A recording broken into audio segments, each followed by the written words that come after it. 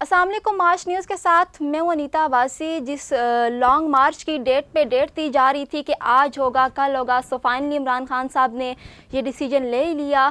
وہ کل راولپنڈی کے لیے روانہ ہو رہے ہیں لانگ مارچ کے لیے، اور انتظامیہ نے 56 نکات پر مشتمل انہیں اجازت نامہ دیا ہے۔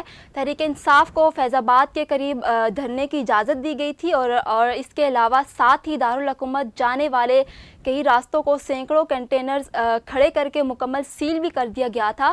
پی ٹی آئی کو فیض آباد کے قریب دھرنے کی اجازت سے متعلق راولپنڈی انتظامیہ نے 56 نکات پر مشتمل اجازت نامہ جاری کیا تھا۔ اس سلسلے میں نوٹیفیکیشن میں کہا گیا تھا کہ برطانیہ کی کرکٹ ٹیم کھیلنے کے لیے راولپنڈی پہنچ رہی ہے، لہٰذا جلسہ کرنے کے بعد جگہ کو مکمل طور پر خالی کیا جائے گا۔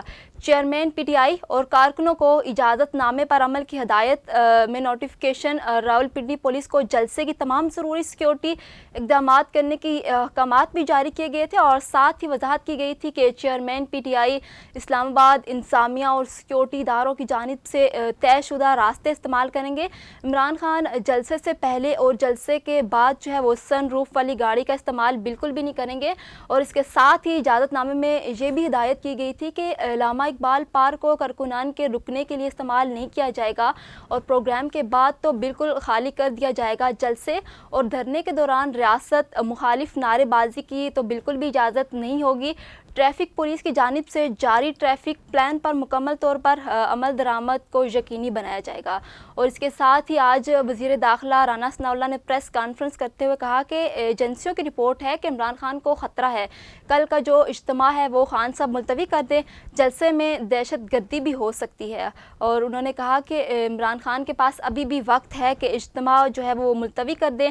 یہ پاکستان کو سیاسی عدم استحکام اور معیشت کو تباہ کرنے کا مارچ ہے، یہ آزادی مارچ نہیں بلکہ فتنہ و فساد مارچ ہے۔ اور عمران خان صاحب سے میں یہ گزارش کرتا ہوں کہ وہ بے مقصد اجتماع نہ کریں۔ لانگ مارچ کے لیے 26 نومبر کی تاریخ کو خاص طور پر رکھا گیا، اب اس کا مقصد نہیں رہا، کیونکہ عمران خان صاحب آپ کو پنڈی سے الیکشن کی جو تاریخ ملے گی، اب وہ جو اسٹیبلشمنٹ آپ کو کیونکہ اسٹیبلشمنٹ تو آپ کو تاریخ نہیں دے گی، سو اب بات کرنے کا کوئی فائدہ نہیں رہا۔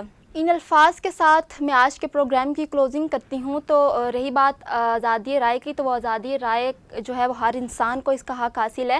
تو تحریک انصاف اگر دھرنا دینا چاہتی ہے تو وہ بالکل ضرور دے، لیکن لوگوں کو تکلیف نہ دے، تاکہ وہ اگر دھرنا دے تو عوام کو اتنی مشکلات نہ فیس کرنی پڑیں۔